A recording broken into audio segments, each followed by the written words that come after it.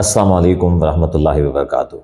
मोहतरम नाज़रीन, मौलाना तारिक जमील साहब आलम इस्लाम के जो बड़े मुबल्लिगीन हैं, इनका शुमार उन्हीं में से होता है। इसकी वजह यह है कि मौलाना तारिक जमील साहब को जो सुनने वाले लोग हैं, जो फॉलो करने वाले लोग हैं, उनकी तादाद लाखों में नहीं बल्कि करोड़ों में है, जो कि मौलाना साहब को सुनते हैं, इनके बयानात सुनते हैं और इनको फॉलो करते हैं, इनसे मोहब्बत करने वाले हैं।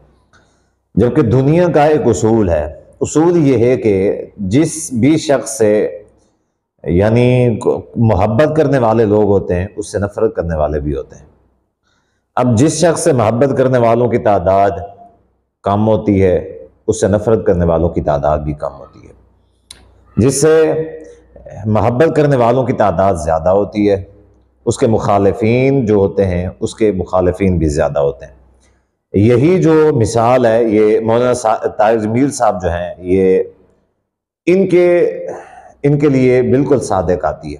मुझे एक शख्स ने मौलाना साहब का एक क्लिप भेजा कि उसने कहा कि मौलाना साहब देखें, मुफ्ती साहब, ये मौलाना साहब जो हैं ये गाने गा रहे हैं, तो आप इनके ऊपर कोई फतवा लगाएं।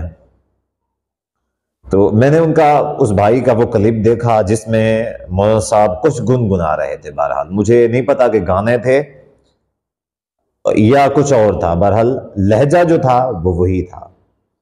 और दूसरी बात ये है कि जो अल्फाज थे उससे भी कुछ ना कुछ ये महसूस हो रहा था कि शायद के ये गाने हों। तो अभी आप लोग सुनेंगे मौलाना साहब की ज़बानी जो वो कह रहे हैं, और आपने बताना है, ज़रूर बताना है कमेंट्स के अंदर कि ये क्या वाकई ये गाने हैं जो मौलाना साहब दोहरा रहे हैं, रिपीट कर रहे हैं, या गाने नहीं हैं।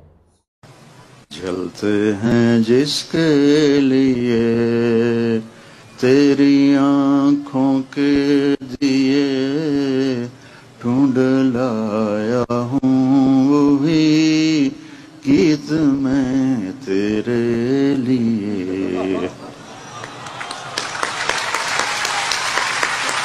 जाने कहाँ, जाने वो कौन से लोग थे जिनके प्यार को प्यार मिला।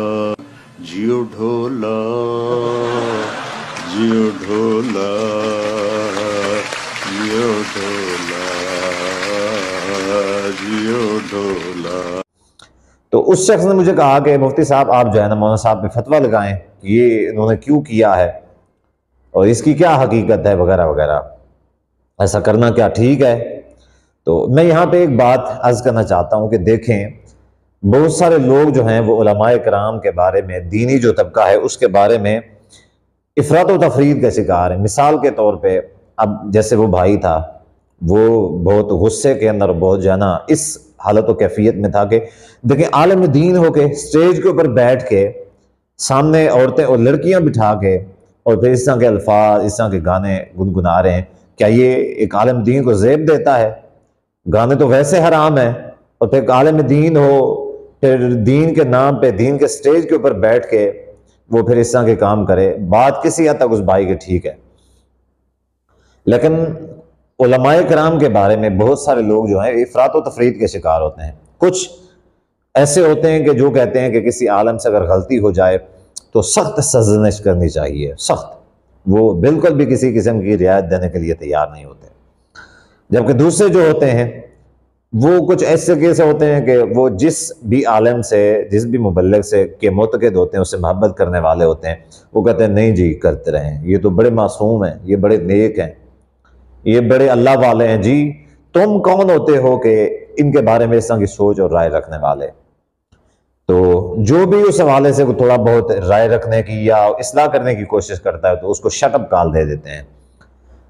तो यहाँ पे भी मैं ये कहना चाहता हूँ कि जो लोग हैं उलमाए कराम के हवाले से सख्त मिजाज हैं, उनको थोड़ी सी नरमी करनी चाहिए कि उलमाए कराम जो हैं वो भी इंसान हैं, उनसे गलती हो सकती है, उनसे भी कुछ गलत हो सकता है।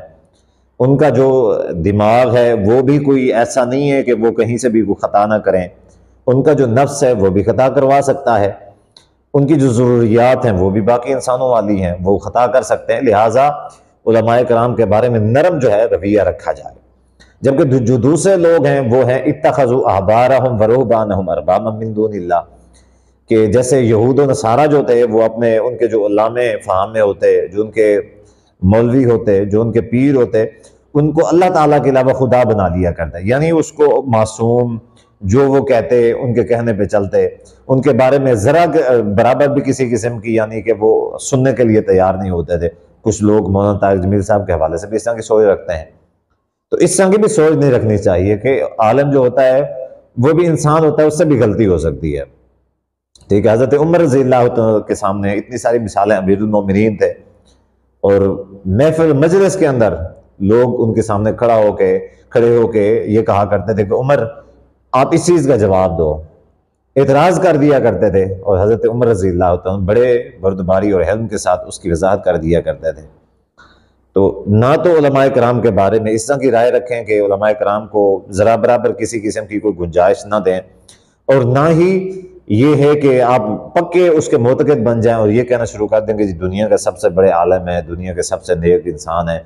बस हर शख्स अपने आलम के बारे में यही सोच रखे, यही नज़रिया रखे और उसके खिलाफ किसी भी किस्म की कोई बात सुनने के लिए तैयार ना हो, तो ये भी गलत बात है। उलमाए कराम इंसान है, उनसे भी गलती हो सकती है।